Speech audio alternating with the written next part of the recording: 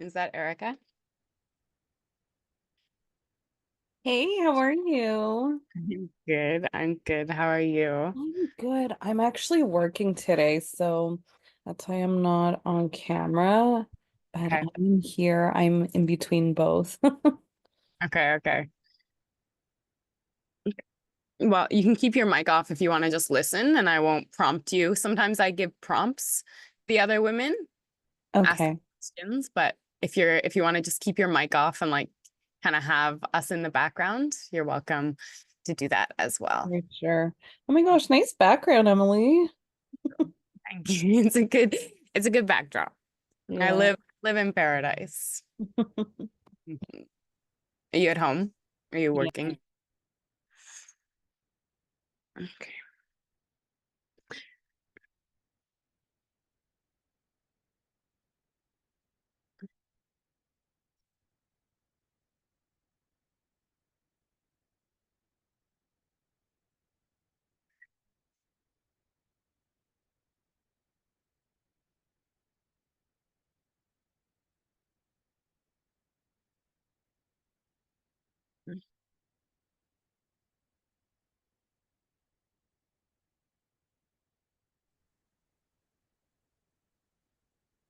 Good morning, Rika.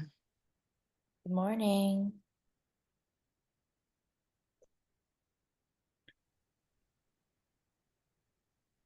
Good morning, Maya. I hope you guys are all doing well. I hope the transition into winter has been smooth for all of you guys and embracing it. I know for myself, there would always be a lot of emotions come up during this time of year, and I can still feel it. So I definitely am very connected to that land up there, and I hope that it's been beautiful for all of you. Um, before Yeah, we Mhm. I'm really enjoying this transition, honestly. Mhm. Yeah, I re I have to exit the call and come back because for some reason my video isn't turning on. So, I can ask you to start video. I okay, can do you want to request it, I try? think. I thought maybe you were just having a no video kind of a day. No, I'm trying, but it's not, Mm, nothing is working on my Zoom right now. So I don't know if I might have to restart the app. okay. Yeah, if you want to exit and Okay, re-enter. I'm gonna try that.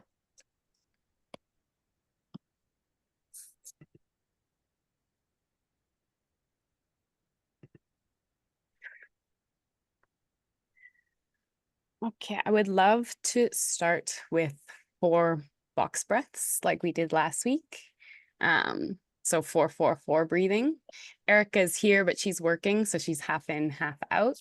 Um, But again, just holding a part of your body that feels good and inhaling for 4, holding for 4, exhaling for 4. So inhale, hold, and exhale.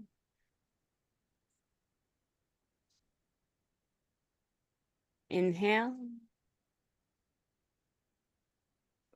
hold, exhale. Inhale, hold, exhale. And last one.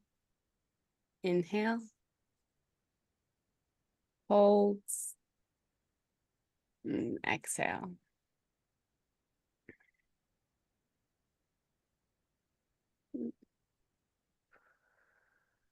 And Reika's here. It worked. Yeah, I really like box breathing, and anytime I feel activated or stressed out, just having that box breathing to come back to. And I like that it's 4 rounds for the 4 seasons, for the 4 cycles, and just connecting with that 4-4-4 energy. And it feels really good. So, how I want to structure this going forward is that we'll have a check-in first thing and just see where everyone's at. Check in with your cycle. Um, where are you at in your cycle? How's it feeling in your body? And then I'll talk about the topic of the day, and then I'll give some prompts at the end just to start a conversation and have a dialogue. And then I also want to end with a song. So if you feel called to check in with your cycle, if you guys know where you're at, you're welcome to. I know Erica's going to keep her mic off, but yeah, if Reka or Maya, you feel called to just check in with where you're at. I am currently just finished ovulating into my luteal phase, and I can feel that winding down energy. And sometimes my ovulatory phase, especially right now, my partner and I are doing a year of celibacy. And sometimes the ovulatory phase is a little intense for both of us to like hold it all together. There's always like a bit of a relief. It's always a bit of a relief when I come into my luteal phase and he's like, oh, when you're mooning, when you're bleeding, it's so easy. But when you're ovulating, it's really hard. So there's a Yeah. I also find that those in-between phases, the follicular and the luteal, just I feel a little bit more balanced. There's something about the height of the ovulatory and the depth Yeah. of the menstrual that like really pulls me. But it's like, okay, I can feel a little bit more balanced. So I'm happy. And it's winding down and creating space and just slowing down a little bit, but feels good. I usually connect quite deeply with my luteal phase. Hmm. Okay. Hmm.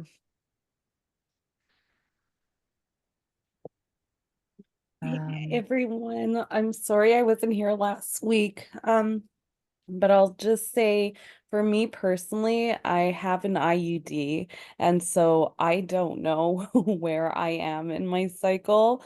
But I look forward to at least learning and trying to get a little in tuned, even though I have that IUD. Yeah, I know also with the IUD, usually when you're on hormonal birth control, it suppresses our cycle, and we'll do a whole session on hormonal birth control, but there are some IUDs where you still actually ovulate each month. So it'll be interesting. I think it is a little bit more muted. It's not quite as obvious, but maybe throughout these next 8 weeks, you can start to tune in and find that connection with your body and feel if you're still ovulating. For sure. Yeah. Thanks for sharing. Thanks. I'm just like finished my bleed basically. Last week I was like late luteal, Mhm. and now it's come and gone basically. I usually have a pretty short bleed, like it's really only for 3 days, Mhm. and then after that it's kind of just goes away. Yeah. It's very quick, I feel like, for me every time. Is it a heavy 3 days or like Um, it's not that heavy. Yeah. It's like for 2 days, it's like proper. And then for one day, it's like very light. Yeah. So it's really not that bad in my opinion. But I feel like it used to be worse. But now that I have more cycle awareness, Yeah. I take a lot more like magnesium and stuff like leading up to my period. And I feel like I don't even really cramp that much. Like usually just cramping like right before I bleed, like the day before. And then actually as soon as I start bleeding, or maybe for day one, but as soon as I'm starting, I'm not really like having much discomfort, just general body discomfort. Like I'm just kind of like, oh. Heavy, Yeah, yeah, dense feeling. yeah, yeah. Yeah. Anyway, so I feel good. Cool. I'm Yeah, excited for you. yeah, Coming into spring. yeah. That's right. Yeah. Last week I was in my follicular phase. And then because I'm not currently, I don't have any like real way of tracking other than like I'm not taking my temperature. I don't have like a document or a journal going right now. After today, you might. Yay! Boom, boom, boom. So pumped for that. So I'm kind of just go by what I've been doing is like by like I'll track my bleed. I'll say bleed day 1 and bleed end. Yeah. And then I kind of like have been just gauging by that, like by putting it in my phone. So Yeah. that's all. So last week I knew I was in follicular because I had finished my bleed.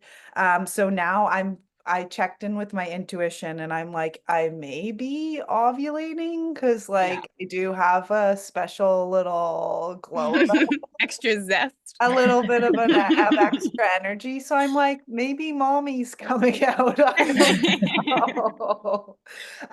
But like I'm not totally sure, but I'm sensing inner summer. That's what I'm Yeah. feeling. Awesome. Yeah. Awesome.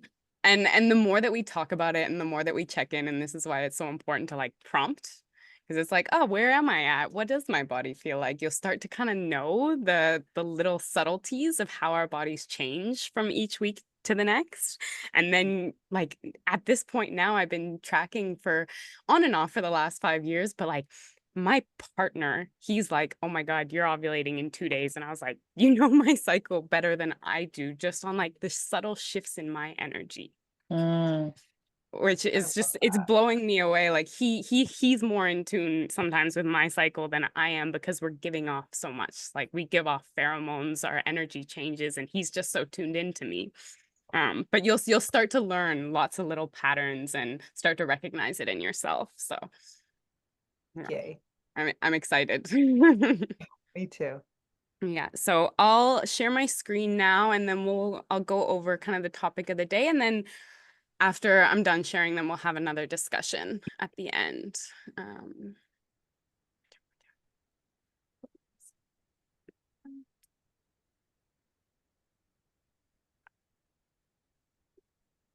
so I just wanted to cover last week, Reka, you brought up a question about where testosterone and estrogen are made in our body.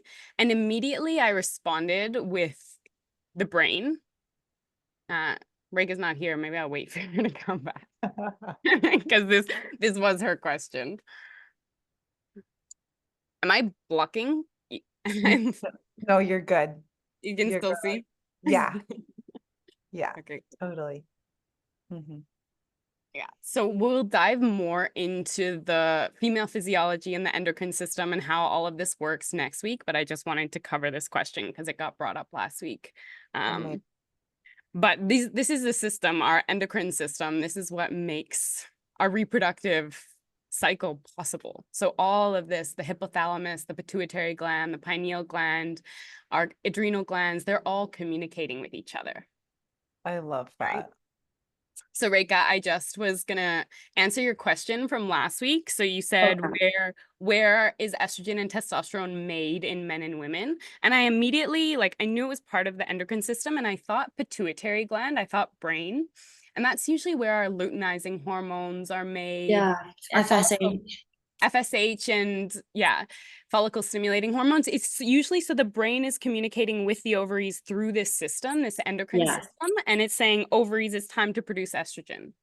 yeah. So most of our estrogen is being made Ovaries. in our ovaries. A Yeah, little bit is also made in our fat cells, and then our adrenal glands, which is quite interesting. So in men, estrogen is also made in their testes. I want to reload this just because I changed it. Let's see if maybe it didn't reload. Whatever. I put more notes in there. Yeah, so mostly in our ovaries, estrogen is made as well as testosterone. And for men equally, their estrogen is also made in their testicles, and so is their testosterone. But men have about 30 times more testosterone than women, depending on the age of the man. okay. And another interesting thing is as women, we rely more on our adrenal glands Okay. than men do for estrogen production.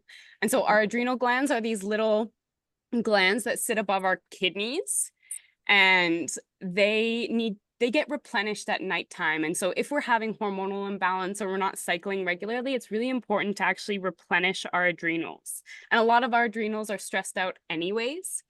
And so Does that's, the adrenal glands make cortisol? yeah. Or is that like adrenaline? Like, Yeah.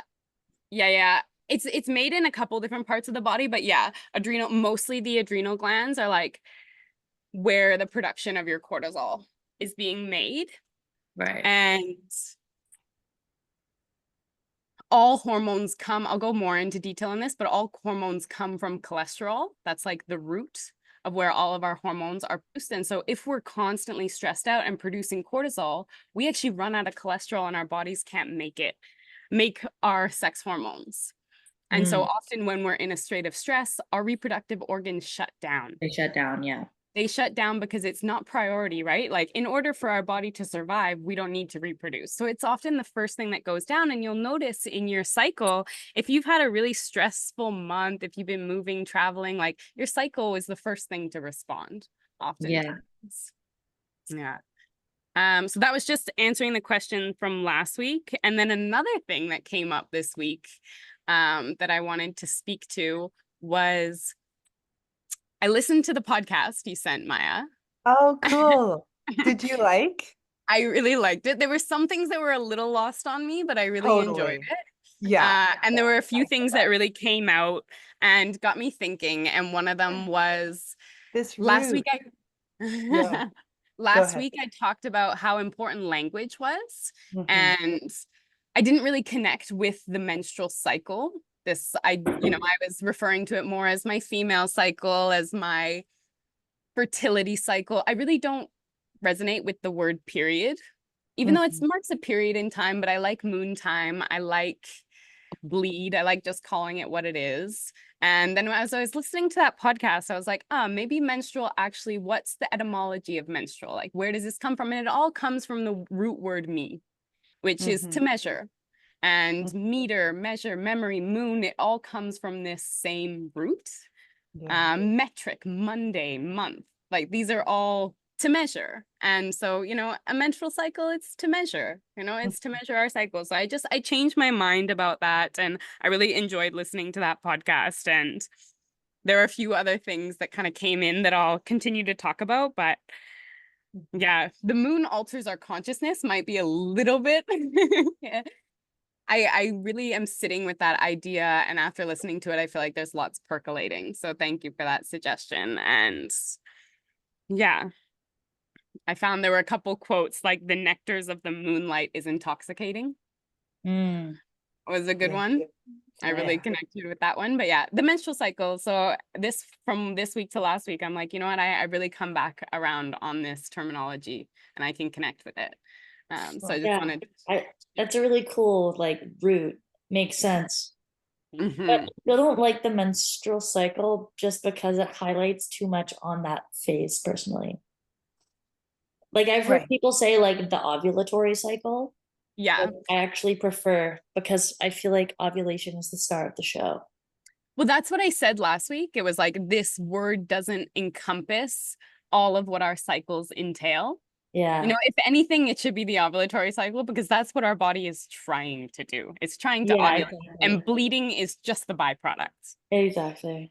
But I like having this understanding and the root and just all of these words that come from that root, and you can kind of feel the weight of it. And even just that moon, moon is coming from that, and moon is not just the full moon. We tend to look at the moon more when it's full, but it's all of them.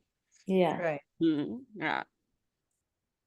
And so this week I wanted to talk about attuning to the rhythms of the sun and moon and just share about how our bodies are constantly in communication with the natural world. We're always moving in this intricate sacred dance with the sun and the moon, and usually without our conscious awareness of them. Like it's just happening, but we're so connected to these celestial bodies.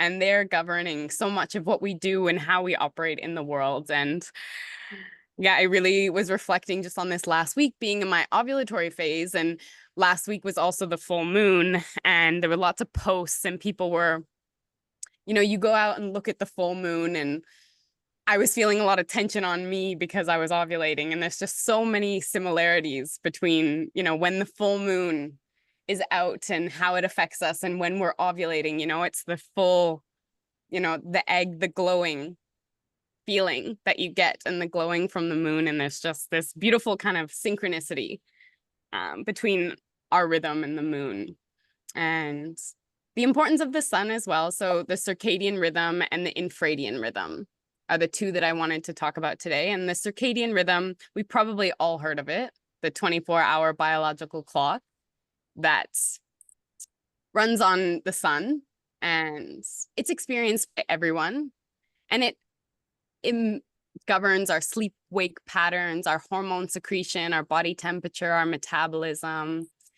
And it's based on the amount of light that's available at any given time.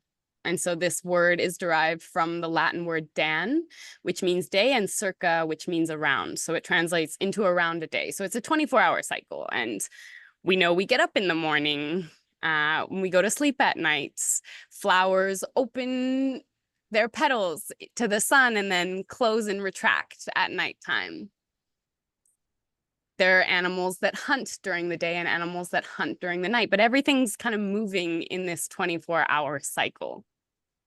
What's interesting about the circadian rhythm is that the circadian rhythm, it revolves on these two key hormones, cortisol and melatonin. And so in the morning, our cortisol starts to rise. At around 6 a.m., it peaks. Our cortisol rises, and then that also starts the melatonin production as well. So by the time 6 p.m. comes, our melatonin is increasing. And so it's this exposure to the sun is making these hormones, these cortisol and melatonin, operate. And so this is why it's really important when you wake up in the morning to get sunlight in your eyes, because it sparks that melatonin production so that you get sleepy at nighttime. And so if you're having trouble sleeping, and for a while there I made it a really big part of my routine to always get sunlight in my eyes first thing when I wake up. And it's made a huge impact on my health. And the importance of attuning to our circadian rhythm, I have like blue blockers for the daytime and blue blockers for nighttime. Because when we stare at a screen for too long, it actually disrupts this rhythm. And so it governs a lot of our health and attuning to this rhythm. And what's interesting about the circadian rhythm is that it aligns up perfectly with the male hormonal cycle. And so in the male hormonal cycle, their testosterone peaks at around 6 a.m. in the morning, just like their cortisol levels. So cortisol it gets you up and going. It kind of like gets you ready for the day, geared up for the day, and kind of go get him attitude. And for men as well, testosterone, and we have testosterone as well, it gives us this energy, it gives us our libido, it gives us our, you know, we can build a lot more muscle with the more testosterone we have. It's kind of like a go get 'em hormone. And for men, they operate on this rhythm, and much like the sun, it rises and sets at the same time every day. So their energy levels are kind of consistent from one day to the next. Their sleep patterns can also be consistent, and they follow this consistency, and the 24-hour clock aligns up perfectly with their hormone cycles. Of course, as men get older, their testosterone lowers, but still it follows the same pattern of peaking in the morning and then dropping at night. Is this really distracting? There's someone using a blower. No, you can't hear it at all. Okay, good. There's a setting on Zoom that says like it's like mute all background noise. Okay. So that might be automatically on, and it literally makes it impossible to hear anything except the speaker. Okay, you can hear me, but you can't hear like a No, machine going on in the background. That's just me. Okay. no, it's only distracting to you, unfortunately. Yeah, that's part of it. As long as it's not affecting the rest of it. And so this is really interesting. Our world is set up on the circadian rhythm, and men's hormone levels align perfectly with it. And that makes it kind of easy and consistent for them. We don't have the same. We have an infradian rhythm. And so infra means beyond, and dian, like I said, means day. So we have a cycle that runs beyond a day. And these cycles occur all of the time. Hibernation is a pattern that goes beyond a day. Migration is a pattern that goes beyond a day. The shedding of skin and fur and horns, there's all these cycles that happen that go beyond a day. And of course, as females, our cycle goes beyond a day. And so we're operating, obviously, the moon cycle goes beyond a day. But we're operating with these two cycles simultaneously. So instead of, we have this 24-hour clock that's running that we need to attune to. And then we also have this 27, 28, 29-day cycle that's running in the background of our awareness and affecting a lot of how we show up in the world. And yeah, so our cycle is usually around 28 days, just like the moon. And we have this waxing and waning quality. And just like the moon, I don't know if you guys feel it, but I get affected by the moon. I have a hard time sleeping with the full moon.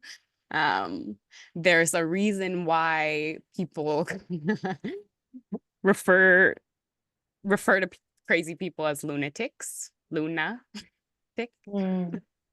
It's because it's known that the moon shifts your consciousness, the phases of the moon, and we're attuned to this rhythm. Like our bodies also, we change from one day to the next. So our world is kind of set up to run on the circadian rhythm, this 24-hour cycle.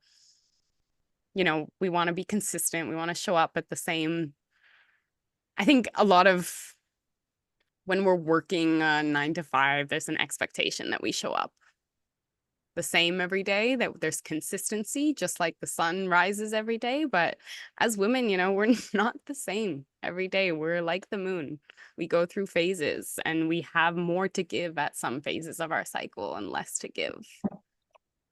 One thing that came from the podcast you sent, Maya, was that the moon always has a light side and a dark side. And we show up when we're full and we hide when we're empty. So you never see the backside of the moon.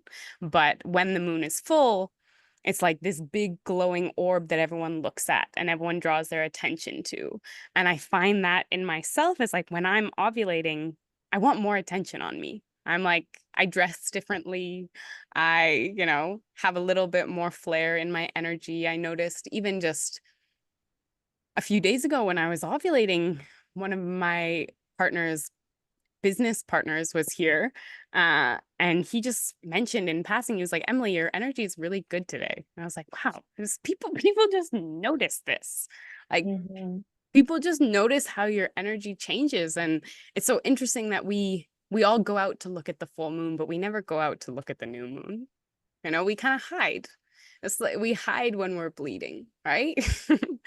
we hide in that phase of our cycle, and I just find it really interesting of these synchronicities, and also just how it's becoming more and more that we're registering how much the full moon and the new moon affects us, and people are starting to have ceremonies and rituals around these phases and how they're changing. But we also have that within ourselves, and as women, we're balancing both the circadian and infradian rhythm simultaneously. And so our need to be dynamic is greater.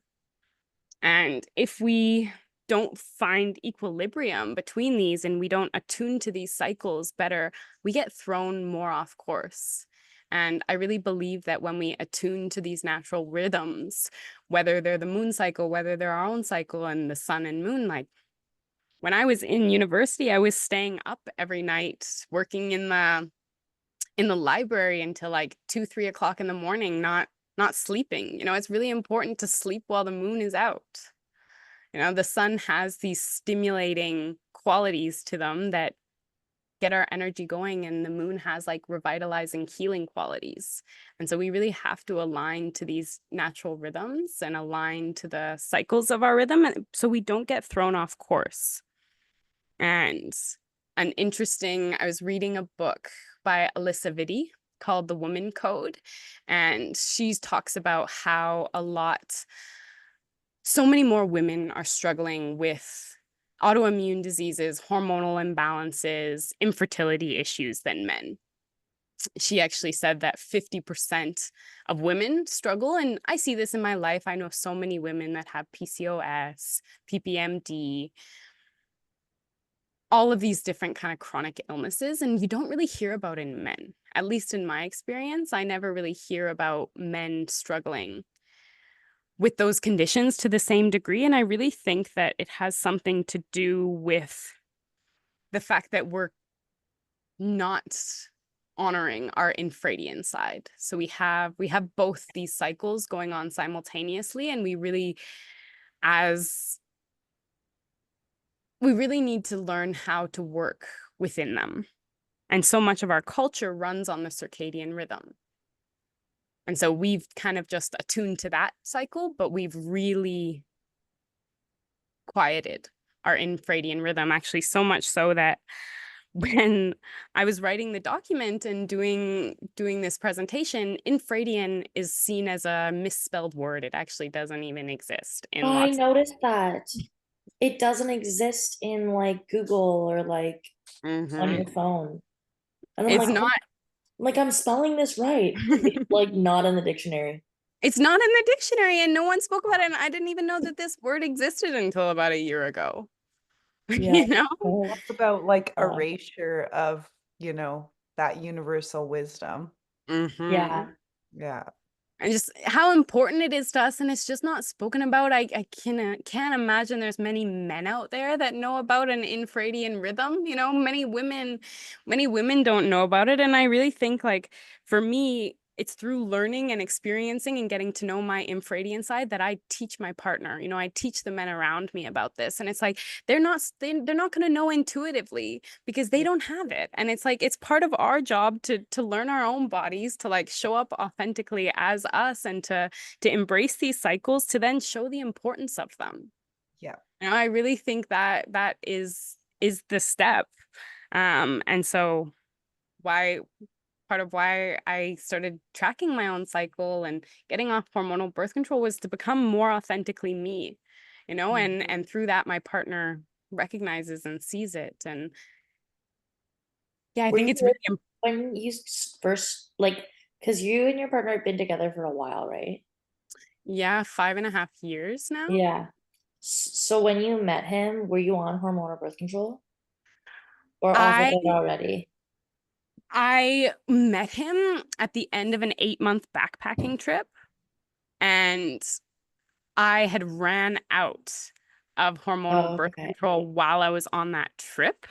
Okay. And I noticed like my energy changed ever since that trip, ever since I went to South America and like did that for myself. And I always thought that it was because I was traveling, I was finding myself, I met my partner, that I felt so good. But it was also the first time in 15 years that I was off hormonal birth control. Yeah. And I like didn't realize that until Same. after. I love how those two coincide. Mhm. That's sweet. So it's the same partner that when I came to Toronto and I tattooed you, like you had just met him that year. Mhm. Yeah. Yeah. Yeah. Same guy. Amazing. Same And guy. Yeah. And I'll share some more about like my personal story when we go. We'll have a whole session on hormonal contraceptives, and I'll share more Yeah. about like I've tried every hormonal contraceptive under the sun. And yeah, none of them ever really worked for me. And the best thing I've ever done for my hormonal and cyclical and just like female health has been getting off of it and learning how to track my cycle myself. Mm-hmm. Is really the best thing that I've ever done for my body. straight up. Uh-huh.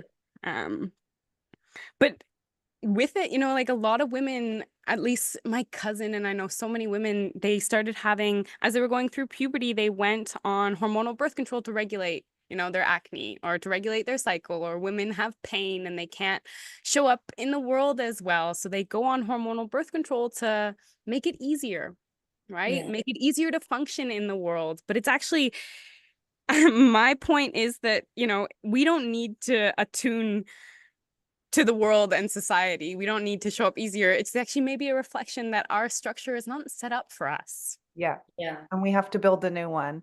And in order to do that, we need to be our sovereign selves and connected with our cycle. I know. Oh, I work in a 9 to 5 and I'm pissed about it. Honestly. Like this whole week was so hard because the most prominent experience, like symptom that I experience when I'm like in my menstrual phase is just fatigue. Mhm. So I feel pretty good, but I'm just tired. mhm. And I work now like an office job basically. And like I'm a manager at a huge school, like a daycare Yeah. with like 8 classrooms. And it's like a lot. Yeah. And I'm like, I have to be on all the time. Mhm. And I'm like, bro, this week, my other manager, like I'm the assistant, and the manager was like sick. And then the 2 directors were there from the school. And I was like, I'm not equipped for this right now. Yeah. I was like, Yeah, I'm and not resonating with the 9 to 5. Yeah. it's really hard to be in that structure and have to show up every day and kind of like put ourselves aside, Yeah. right? And like, what does that do to our psyche, and like, what does that do to our physiology when we're like, no, you have to shut up, you have to go away. Literally terrible. Yeah. I And our was nervous system and like that Mhm. get all Everything. tense and everything. Yeah. Oh my And we have to God. zip it up. We have to zip it up. And like, I got to a point where like this became so important in my life, and I was working on farms. So there's a little bit of more leeway, Yeah. There's a little bit more leeway, but I went to my manager and I was like, I'm a lot more productive in my follicular and ovulatory phases, and I will work overtime. As long as I'm meeting my 40 hours a week, I will work overtime in these phases and then take time off in my menstrual phase, because I just don't have as much to give, and I can be better. I can work harder. I can show up more fully. And I find so much of the time, if I actually take the time in my menstrual phase, this is like the time to renourish, to revitalize. Just like winter is like you kind of take all of your energy back, during this rest and recovery, and then you have more to give in the summertime. And so I went to my manager and I was like, listen, I know this is offhand. You've probably never gotten this request before, but like, can I adjust my schedule to work with my cycle? And it was a huge game changer. And I felt like I could be better at my job because of that. So I know that a lot of jobs do not accommodate that, and you don't get to pick and choose when to show up and work, but it's also just a reflection of like the cycle that we've been set up in, and that we're not in tune with our bodies. It's not with the jobs that we're maybe working are out of touch with the natural cycles and seasons, right? And the natural flow and energy of life. It's not go, go, go all of the time. And so much of the time we get burnt out, and I got really sick 2 years ago. And it was because I wasn't listening to my body, and the body whispers until it screams. And Like that. Yeah, straight up. And so really what I found so helpful is attuning to my cycle. I start to learn, I start to listen when my body needs more attention. It needs, you get cued into the subtleties. Another thing that's been coming up for me is attunement versus embodiment. So our bodies were never meant to follow a straight line. As women, we're designed to ebb and flow, to rise and fall with the pulse of our hormones. And this is what makes us vibrant and wild and beautifully inconsistent. It's actually the power of our cyclical nature. And so it's one thing to attune to the cycles. We can wake up with the sun and go to bed with the moon. we can, for me, I tried to start eating my digestion. So your digestion is the strongest when the sun is up. So I don't eat after the sun goes down. And like things like this, I just trying out different things. So I'm attuning to these different cycles. But another step for women is like, can we embody these cycles? Like we are made in the image of the moon, right? Like we have the cycles of the moon within our bodies. And so it's like, can we hold all of that? The same recognition that we go out and give to the full moon, can we give that to ourselves? You know, can we actually hold and embody this cyclical nature that we have and see that we're actually made of the substance of Earth? You know, like we hold all of that. And sometimes that's hard to hold. You know, can I look at myself with the same kind of love and adornment as I do the natural world and the changing of seasons? And can I give myself the same kind of love and respect? So that's been a big part of my journey, is like attune to the cycles, but actually holds that all that weight of like, I am the moon, you know, we follow the same cycles. And it comes back to the podcast you recommended, that like our consciousness comes from the moon. We are made in the image of the moon.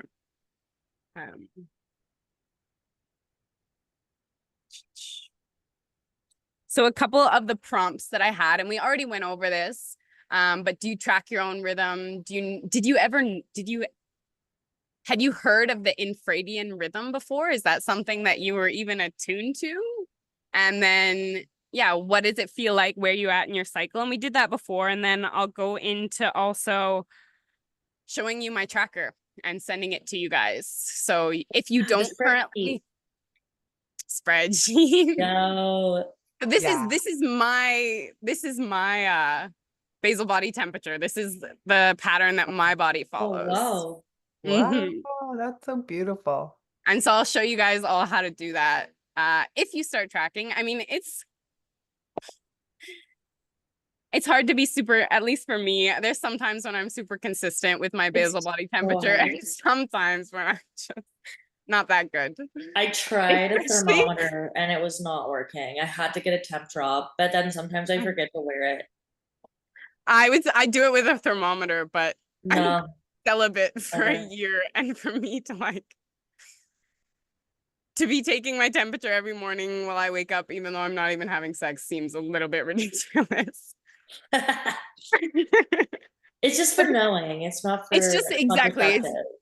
It's just for knowing, and I'm getting to know my body on a deeper level. And I know all of the signals. Like my partner the other day was like, "You're 2 days away from ovulating," and I was like, "Oh my God, you're right." Like, I kind of know, but it is nice this was important for me to do. And so I'll show you. I think I have to unshare and then reshare. Oh, maybe I can do this one. So this is, I just use it on Excel, Google Sheets. Oh, beautiful. Pussy juices. Yeah, I mean, everyone else says cervical mucus, and I was like, who wants to talk about mucus? Do not call it cervical mucus. We don't like mucus here. It's pussy juice. Let's be pussy call juice, it pussy juice. It's like, what's the texture of your pussy juice today? What's my pussy juice doing today? And so I love this so much. So this is, I have two here. Let me see if I can flip back and forth. So this is the one this is my personal one, which I was like, okay, I'm not going to share them all my information. But then I made an example. So this is just the blank one. And so you can, I'll send this to you and you can make a copy. So all you have to do, I think, is incredible. Go make a copy. If you go to files, send you Divine Nectar Tracker, and you go file, make a copy, and you can add it to your own. Wow. And so I have a few things in there, like cycle awareness, what your hormonal state is, what your body state, low vagal tone. And we'll go over this more next week, because we'll talk about female physiology, but like kind of my approach to how I see my cycle and each phase and what it looks like. And then also the 4 stages of womanhood and how those relate to like the 4 phases. This is rich. This is just complete wealth right here. This is the blank one. So you'll take this and you'll start putting in your own data in there. And I did it all the way until January 2025, but I'll keep updating it. And what I put in there was just the moon phases. So, and the dates, and then you put in all of your own information, your energy levels, your emotions. I put my example. So this is mine from December. And that's how I fill mine in. Diet changes, I put in there how well I slept, my sex drive, pussy juices, all of that. So I gave that in there. You guys can, it's a little bit personal, to be honest, but Yeah. whatever. And then, yeah, at the end of the month, if I've been good about tracking my temperature, I make a chart just to look at it. And then I go through it. I've even gone through it with my partner and been like, do you remember that day? Do you remember how I changed? I put in, I'm I like, love you look. guys. Do you make the chart off of this chart? Like, do you I'm gonna like show you select how to the do it. info and then like I'm gonna show you how to do it. Okay, so this is the one that I actually use, and I have 2024, 2023, 2025. I've been doing this for a while. holy shit. So this is like my data bank of Oh like my How often do you go God. in here and update this? Emily's.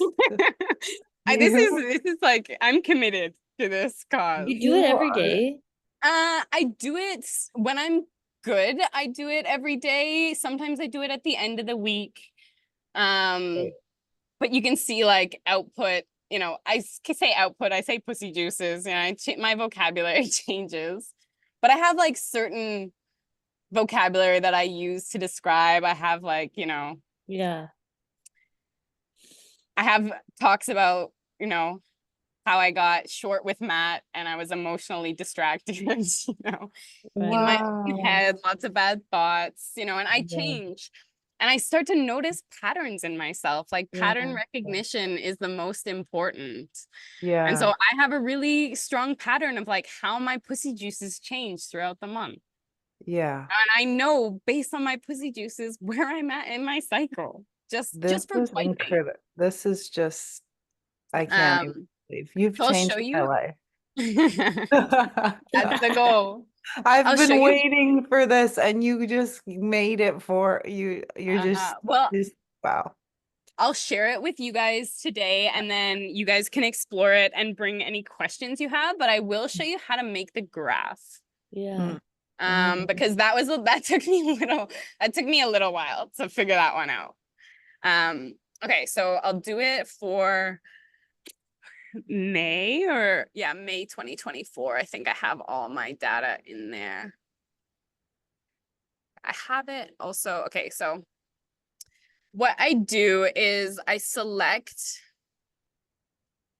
So the start of day 1, which I highlighted at all the bleed days are like in that pinky ready color.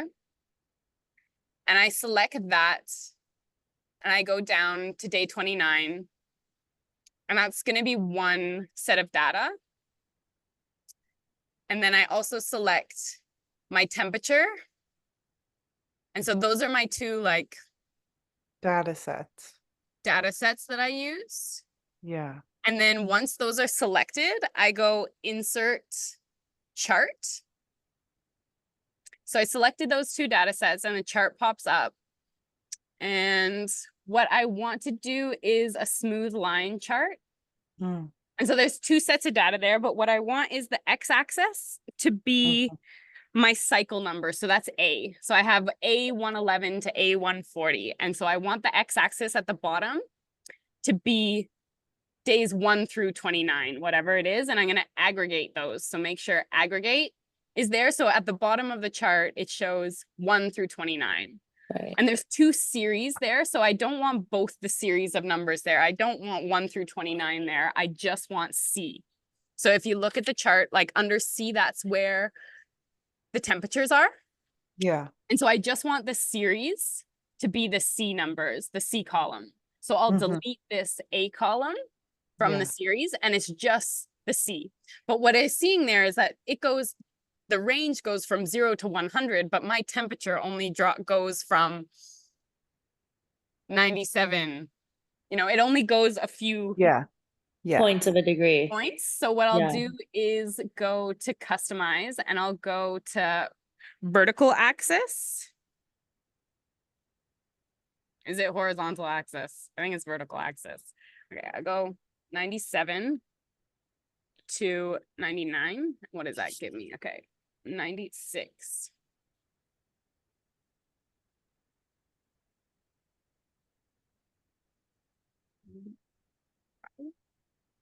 What is this point that's like throwing it off so much? I think you may have a typo at the end of May. There's 87. So maybe that was meant to be 97 on day 27 and 29. Yeah, you might be Or right. you were having hypothermia. Yeah.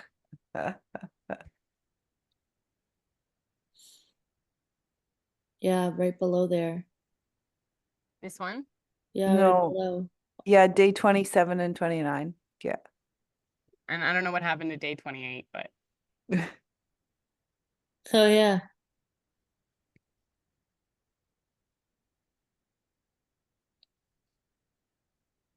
There. what's this marker that's bringing the You're going off the charts here. 95? I mean, I think it might be.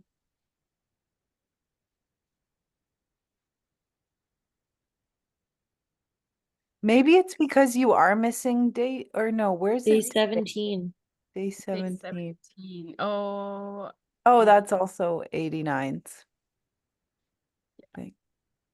Perfect.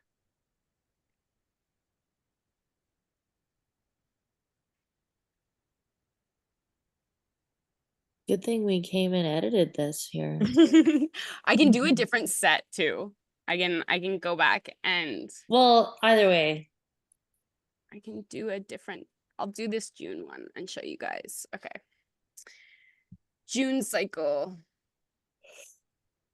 So 1 through 26 and then 97. So cycle day and temperature. Yeah, that's all I'm really tracking for. Okay. Cycle day, temperature. So I select those two and I go insert charts. Insert chart. Excel. And then Smooth chart, right? smooth line chart is what I select. And I Then, sorry, we go insert chart. yeah. I'll walk through it one more time. Chart. Okay.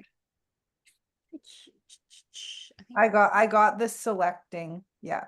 Select cycle and temp. Then insert chart. I can and also do a recording of me doing it as well. That might make it easier for you guys to. Yeah, I wouldn't mind keeping that in Yeah. my bank. Matt's been pushing me to just put it on my website. He's like, record you doing this, like, and put it on your website. Okay.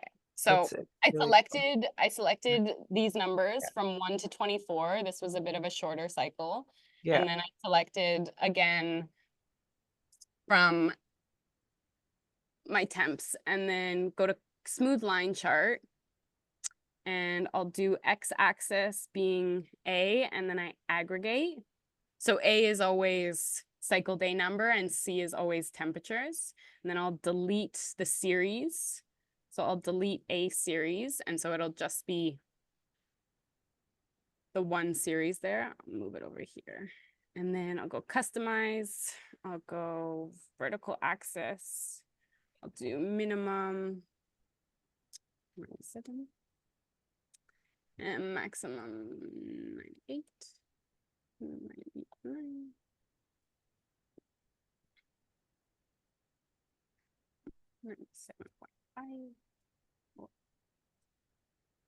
You can kind of play with the numbers a little bit there. So how my cycle usually goes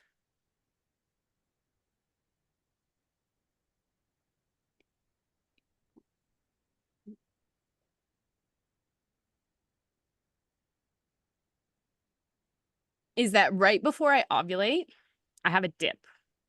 And then Yeah, mine too. So you can also customize, you can make, I put little stars on all the markers. I make the star where I think I ovulate yellow instead of the rest of the colors. And you can do that in customize. So you can do series, line color, line type, star, whatever. You can play with that. But I have consistency in how my temp goes. So I always am building. And basically, as we're building in estrogen, our temperature is rising. So as my temperature starts, our hormones drop at the end of our cycle and we bleed. And then right after our hormones drop, we start making estrogen again right away. So you see this kind of like tacking upward trend. And that's estrogen rising in our body. The rise of estrogen increases the heat in our body. And then I usually will have a peak, a dip, and then I ovulate. Cool. And that's how my trend typically goes. So you can kind of see that. I don't know what happened here at the beginning of this cycle, why I was so high, but you can see similar trends in most of my charts. So come up, dip, and then go up. And so that's a great way. I mean, I kind of in tandem, I do a lot of things to track. I just track my energy levels, my pussy juices. I notice that like my sleep changes, like how deeply I sleep. My sex drive is always changing. I mean, Matt's sex drive is changing based on my cycle. So there's lots of things to track, but the taking your temperature every day is a good one. And it just really teaches you to get in tune. And like right as soon as you wake up in the morning, it's like you're kind of attuned to your cycle, which I really like. For a while there, I was seed cycling. So you can heard about that.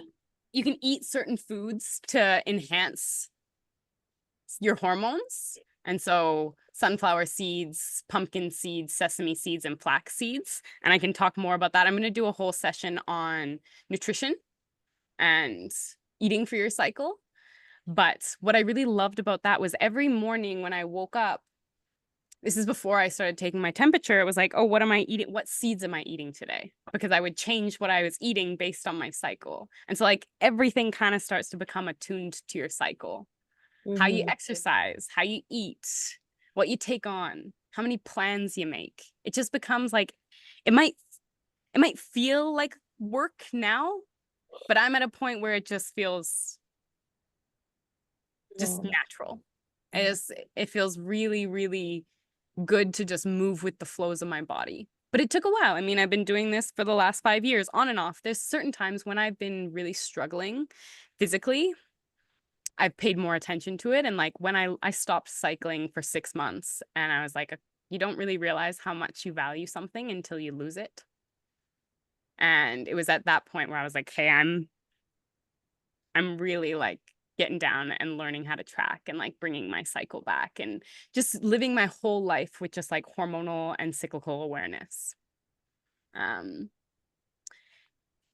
so that really like pushed me, but I think it might feel like a lot of work to like update the sheets, and you guys saw what I just showed you. I've been doing this for a while, but it feels really natural to me now. And it's a practice. Someone said to me the other day, they're like, I was telling them about the year of celibacy, and it's a practice of, it's a shamanic training that I'm doing. So you connect with the spirit of a plant and you basically make yourself like fertile compost, and you allow the plant to like come in and give you their gifts. And so you have to restrict. I don't eat salts. I don't eat sugar. I don't have sex. It's like all of these things that I don't do because I want to work with these plant spirits. And someone said to me the other day, they're like, wow, you're really disciplined, aren't you? I was like, I never really thought of myself as a really disciplined person. I feel more devoted, right? And like this practice of cycle syncing and tracking and taking my temperature every day and like changing how I eat. It's like, it's not because I'm disciplined, but it's just because like I'm really curious. Like I really want to get to know my body, and I'm really devoted to my body and these practices and getting to know myself on this deeper level. And so it doesn't feel like hard work. Like it shouldn't feel like a chore. I think that discipline and devotion are actually the same thing, but devotion is a feminine energy and Mhm. discipline is a masculine energy of the same Mhm. action or the same like purpose. Mhm. So it Mhm. makes Yeah. sense that you're not disciplined on trying to learn your cycle.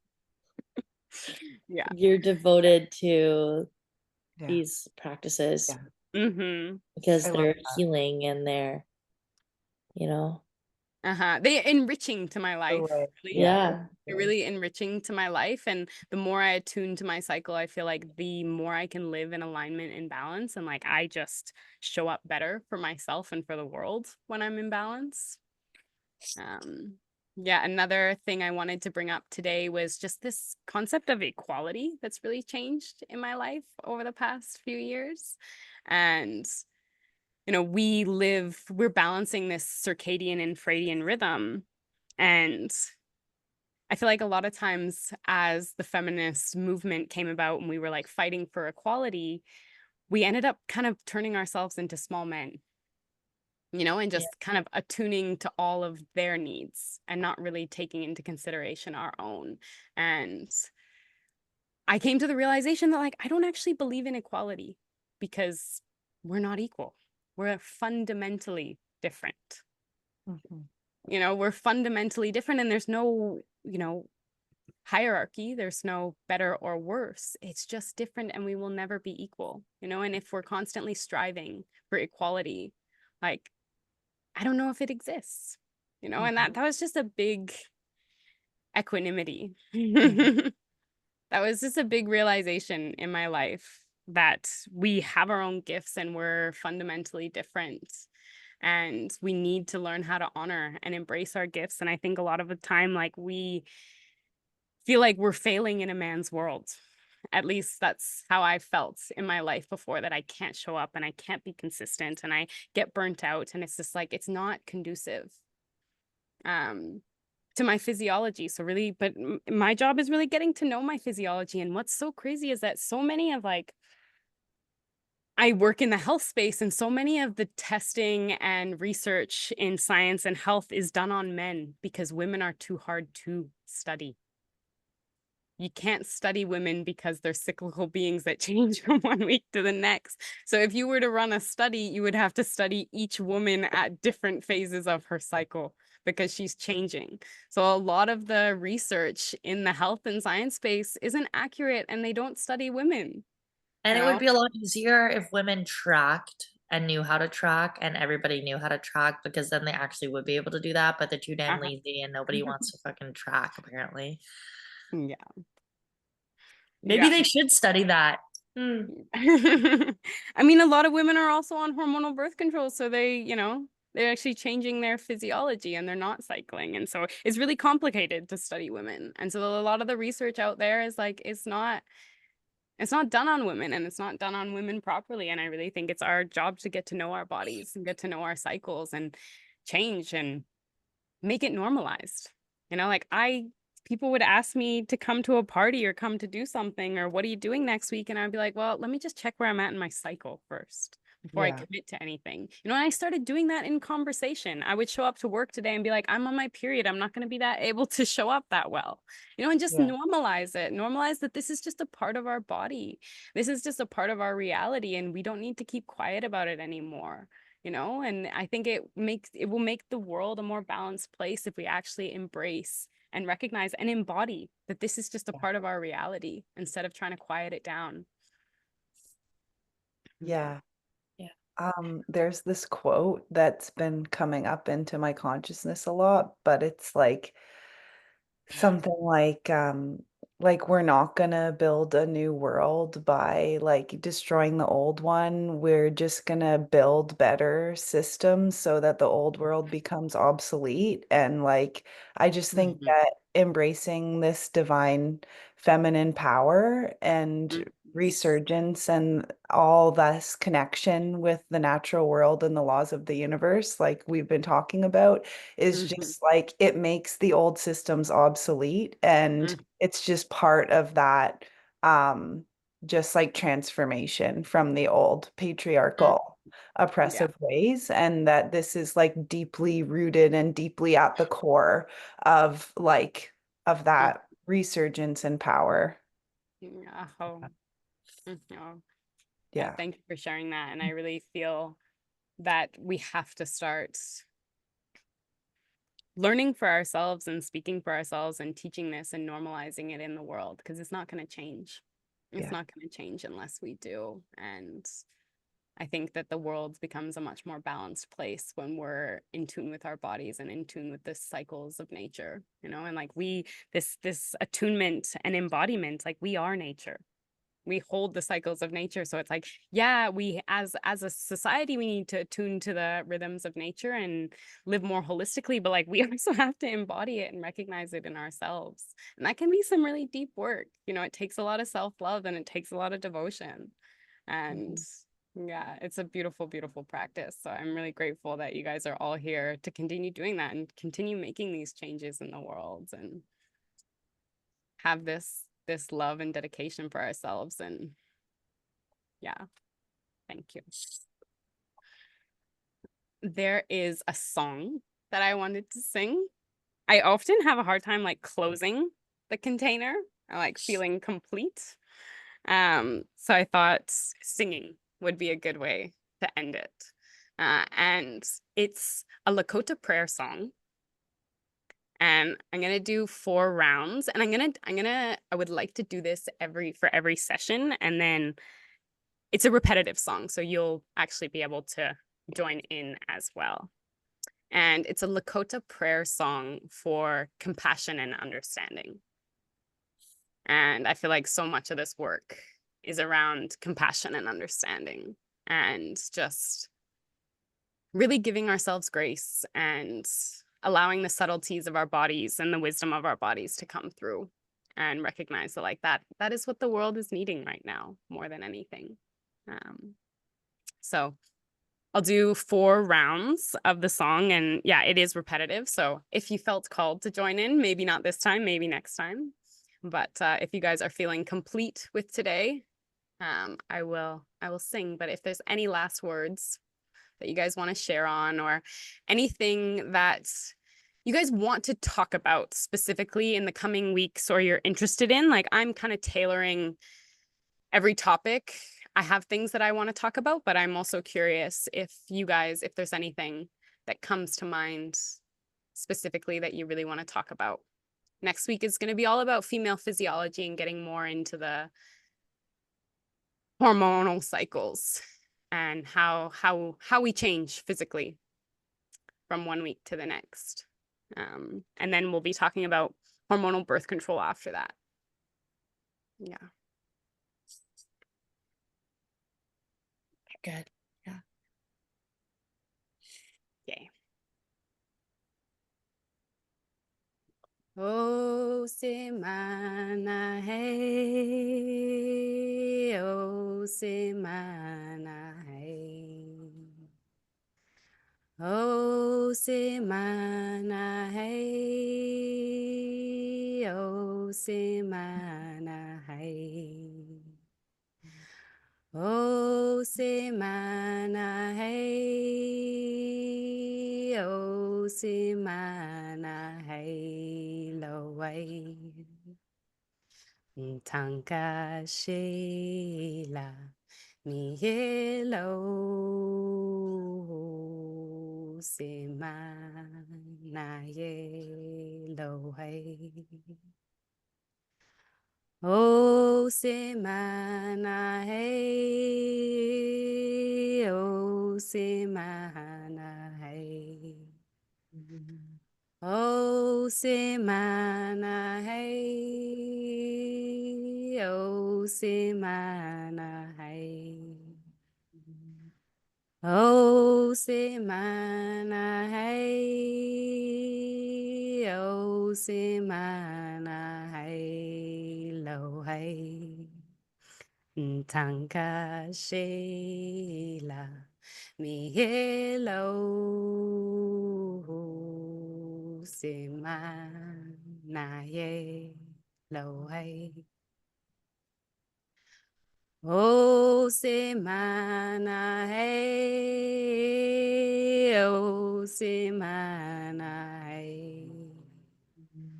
O semana hey, o semana hey. O semana hey, o semana hey, lo ay. Tanka Sheila Mielo Simanai Laway.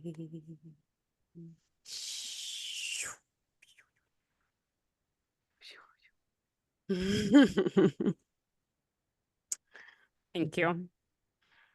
Thank you. Thank you. I look forward to hearing about how you guys integrate cycle tracking into your life and that process and just starting to learn the rhythms and patterns of your body and yeah, bring a sense of curiosity for yourself. And yeah, I would love also maybe to get your phone numbers at some point and start a group chat so we can share throughout the week if anything comes up. You guys want to share? For sure. There we go. Yes. Okay, I already have Erica's, so all good. Okay. Thanks, Emily. You're amazing. Thank you, Maya. So are you. So are you. We're all So, just reflections of each other. and so Mhm. are you, Reka. Yeah, thank you. Yeah. Thanks Thank for you. today. Mhm. See you next week. Yeah, see you all next week. I continue to exploring this. There's just so much depth to this topic, and I feel like I could just keep digging into it for the rest of my life. And I love the inspiration of what this group provides me. Like for the rest of my week, I'm thinking about it. Mm-hmm. Mm-hmm. Yep. Mm-hmm. Yeah. Thank you.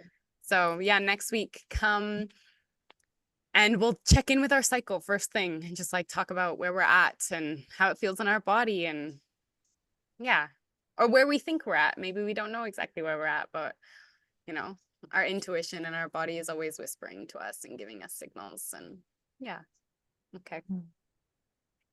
Bye. Bye. Bye. Bye.